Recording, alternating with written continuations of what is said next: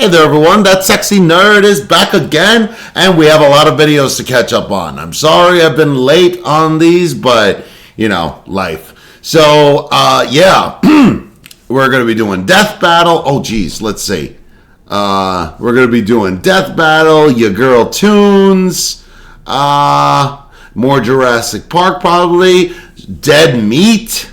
Yeah, we've got a lot to get through today, guys, and hopefully I can do them all in one sitting. Also, again, I'm going to try and do Miracle on 34th Street and Downfall, and I'm going to see what I can get through. Hopefully I can get the Downfall by the end of the year, and as well as Miracle on 34th Street. December is just going by fast. It's already the 10th. It's ridiculous. I've already been... 36 now for a month. So yeah, it's crazy.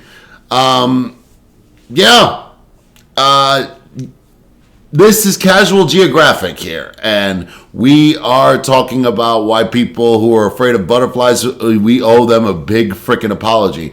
And I have no disrespect for those people who are afraid of butterflies. They're pretty terrifying.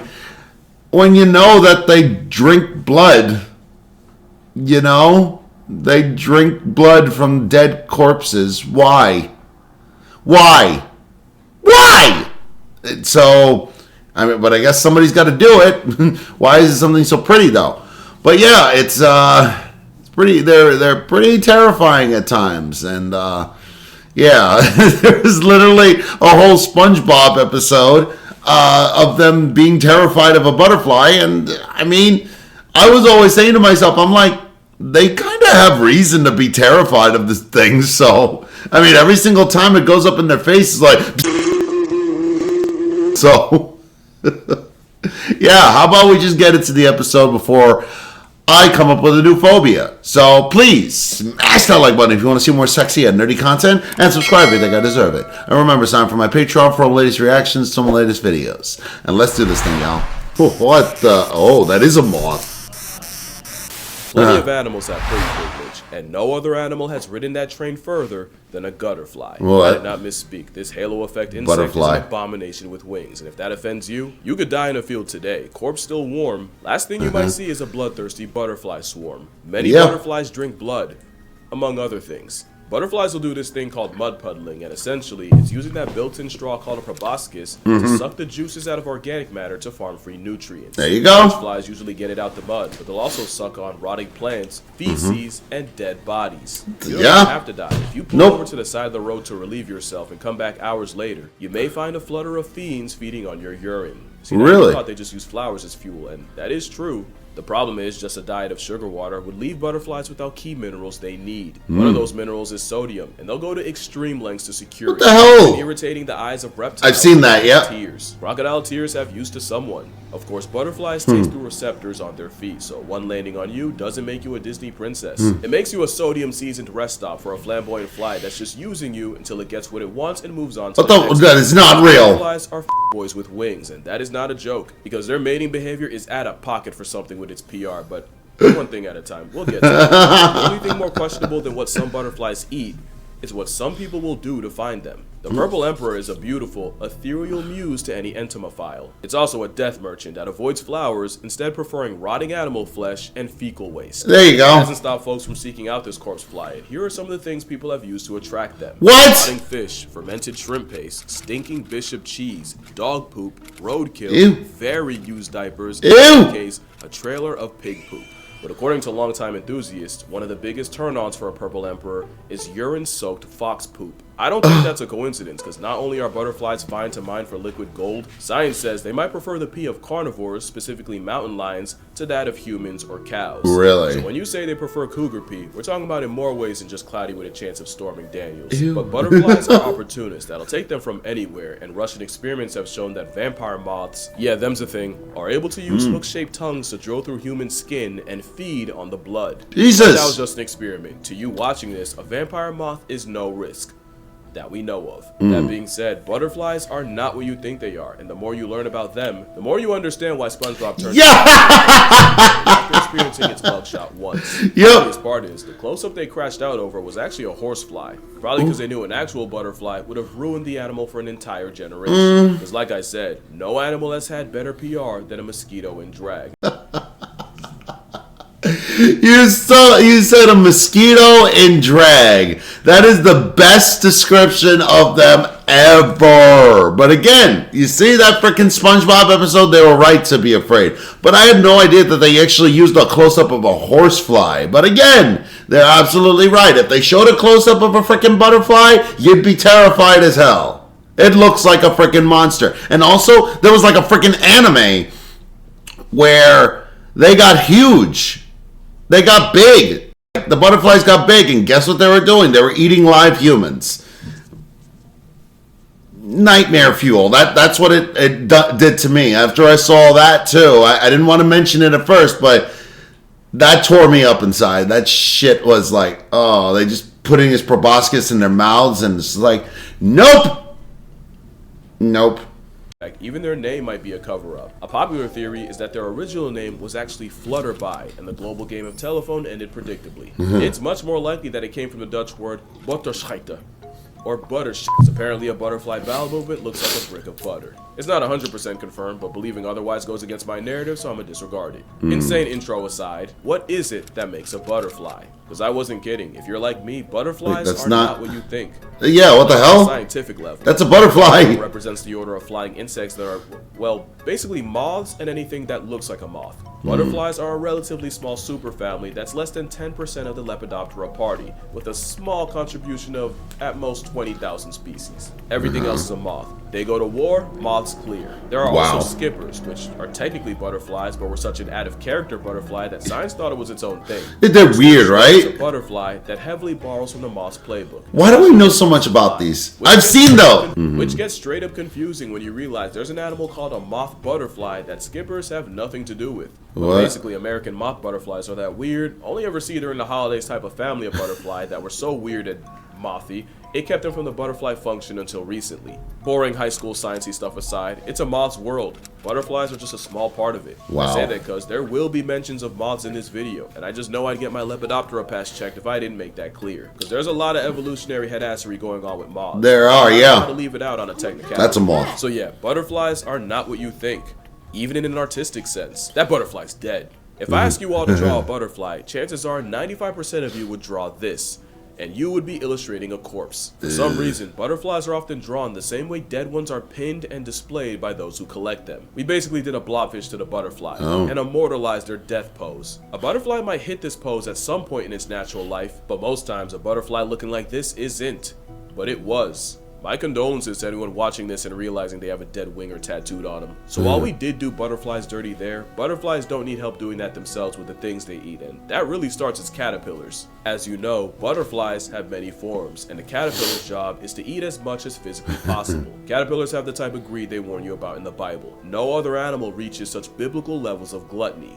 A caterpillar can eat 200 times its birth weight in the first 2 weeks, which can become 1,000 times its weight in only 2 months. That's crazy. Now, those numbers probably don't hit as hard as a North American silk moth. No animal alive eats more relative to body size than a marauding moth, which will eat 86,000 times its body weight in less than 2 months of life. To keep that same pace, your 7-pound baby would have to scarf 273 metric tons of mass, or 601,861 pounds worth of Similac. Pot of greed. It does have a consequence, and it's them being in a perpetual state of dropping bombs. The scientific name for caterpillar waste is frass, and these hedonists pile on the frass by the metric hecton. If you live in the area code of the gypsy moth, then you've likely woken up to the sound of heavy rain with no water. Lydia, come on, man! I'm recording. I got breakfast sandwich coming for you. Coming? Yeah. Where? They're cooking it. Okay? Alright, thank you. You're welcome, bye. I'll see you in a minute. Similac, pot of greed.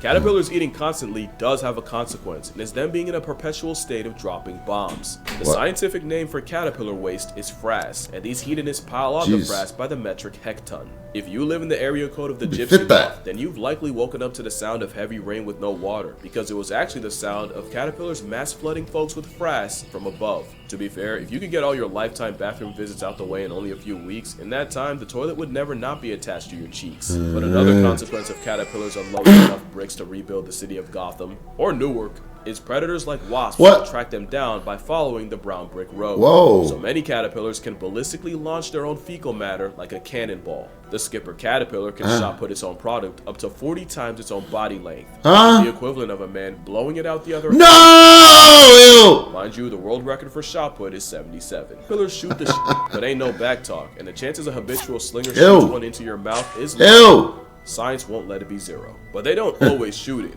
Only because caterpillars will also use their poop to manipulate the very plants they eat. Plants don't just get munched on all day and just take it. They'll produce chemicals to repel plant predators like caterpillars. Not only that, but those chemicals are like a cry for help, where one plant being eaten can warn others with its aromatic alarm bell. The catch is, they can only react to one threat at once, and the armyworm caterpillar exploits this by dropping deuces that tricks the plant into thinking it's being attacked by a fungal infection. The plant can only deal with one problem at a time, and while it's crashing out trying to fight a fungus that isn't there, the armyworm has free reign to eat it along with any other plant taking a cue from it. That's diabolical. The plant's get back is devious. Some plants can release a chemical that turns caterpillars into cannibals. Apparently, methyl jasmonate is such an insult to a caterpillar's palate that when plants would produce it as a defense, the caterpillars decided they'd rather eat each other instead. Simply not eating is not an option, and the moment a plant becomes less palatable is the moment you see a bunch of sandworms start ripping into each other. Although in the plant's defense, caterpillars don't need much to turn on each other, and the moment caterpillars realize there isn't enough milkweed to go around, they'll start aggressively headbutting each other to steal food. Jesus. So caterpillars don't always choose violence, unless it's food. Then the bulkworm's ready for war. But the reason the hungry caterpillar I know that one. than a kid's book is because they'll need all that energy for metamorphosis. And if the end game of that wasn't a butterfly, monarch, we'd probably look at the whole process differently. You know it starts when hell freezes over and the caterpillar does something wildly out of character. It stops eating. If you keep watching, you'll witness the caterpillar split its skin and then pull its flesh suit down and then writhe around like a foot trying to emancipate itself from a gym sock until the skin suit falls and reveals a gooey casing called the chrysalis. So a quick rundown. The chrysalis is the shell booger the switch up happens in. Pupa usually refers to the life stage this happens in, and the cocoon you may remember hearing about are the silk cases many moths will make as a chrysalis substitute. Some moths don't cocoon, but no butterfly does. Now, the process of metamorphosis is beautiful and has also been associated with rebirth. It might be associated with something else if nature removed the modesty chamber and let you see what actually happens. Inside the chrysalis, the caterpillar releases enzymes to dissolve its tissues, basically digesting itself into almost soup. If you cut the chrysalis, a mess of caterpillar slushy would spill out. The only things that don't turn into Shrekfest are imaginal discs, and what they are basically whatever they need to be. They're like the blueprint to their adult life, with discs for every butterfly body part like wings, eyes, antennae. He's a fly. Lay dormant in the constantly eating caterpillar like a sleeper cell. The only thing stopping it from activating is the juvenile hormone in the caterpillar, and the same way neutering neophytes kept castrato sounding young, the hormone Peter Pans the caterpillar and keeps them young so they can keep eating like nature's favorite feeder. That's crazy. Once the hormone drops, the caterpillar pupates, and those sleeper cell imaginal discs use the protein-fueled former caterpillar to fuel rapid cell division.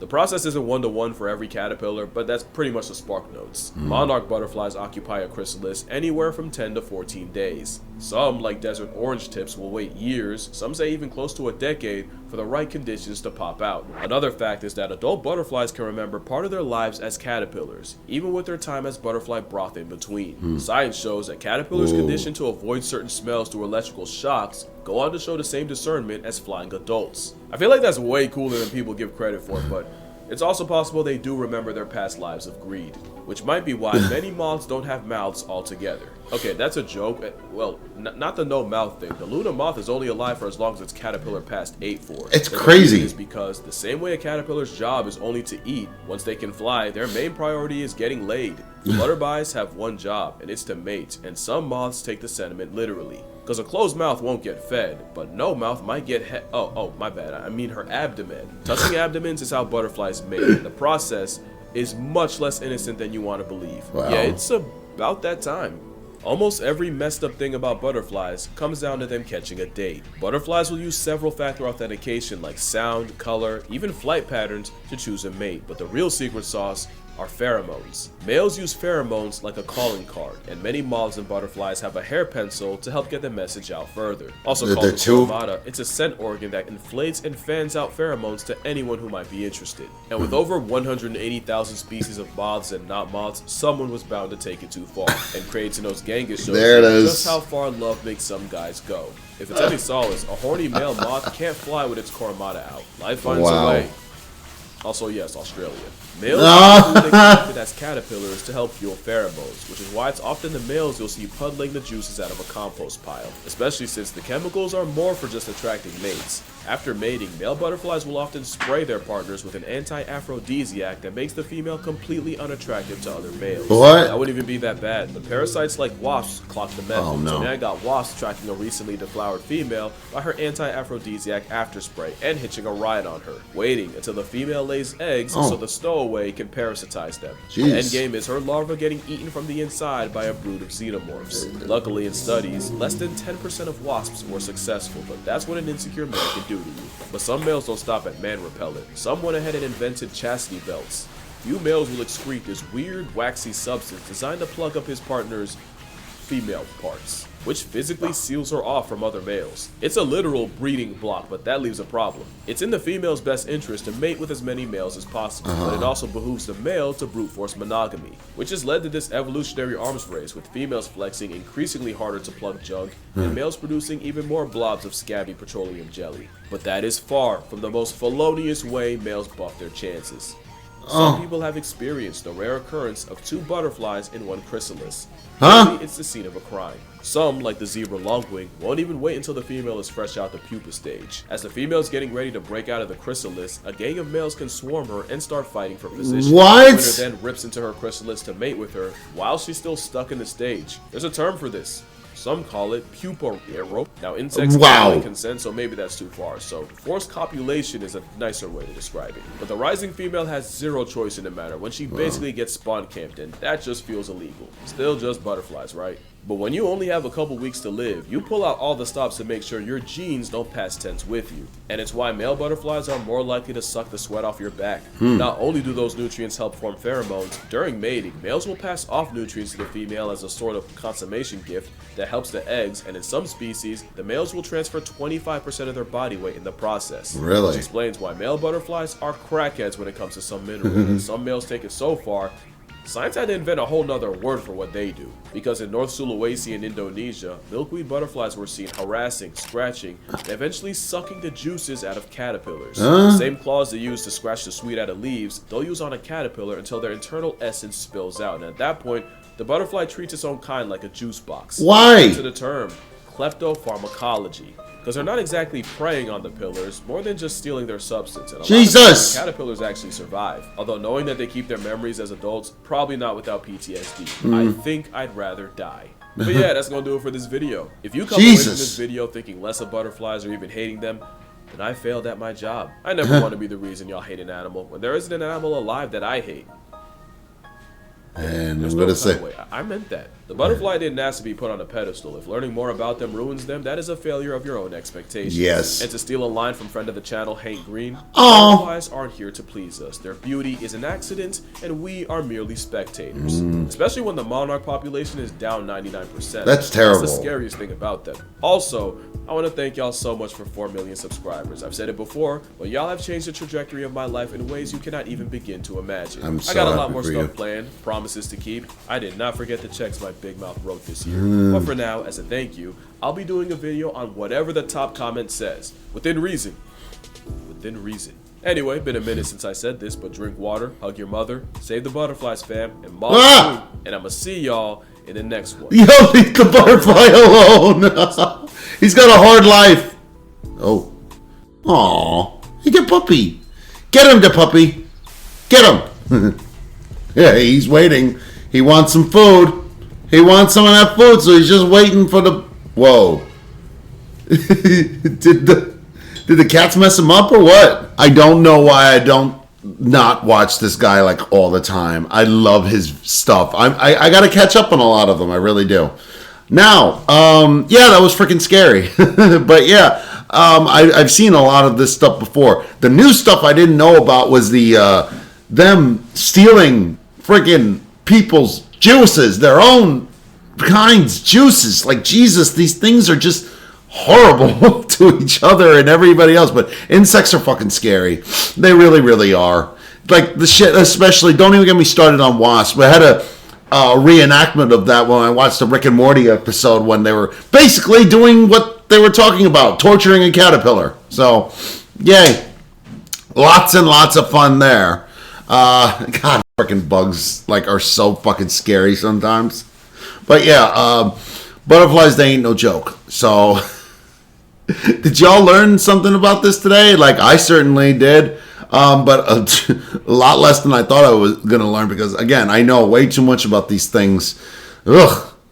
But yeah, I loved it. I'm going to get on with other videos. And please smash that like button if you want to see more sexy and nerdy content. And subscribe if you think I deserve it. And remember, sign up for my Patreon for my latest reactions to my latest videos. And I'll see you on the next episode.